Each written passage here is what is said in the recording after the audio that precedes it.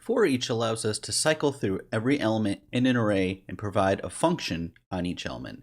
Now, keep in mind that nothing is being returned. We're just going through each element and doing something with that value. So let's do an experiment.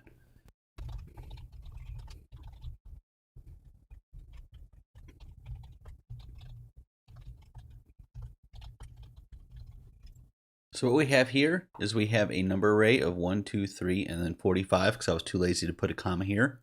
And let's just put my dog's name at the end of this. And then Bernie. So he's in the number array because he's special. And we're going to go through the number array, and for each of them, each of these values, 1, 2, 3, 45, and then Bernie, we're just going to log out what it is. Now you can do more complex kinds of operations with each of these elements, whatever your heart desires, but this is how you basically do it. We see here that it prints out on each line coming on down as we expected.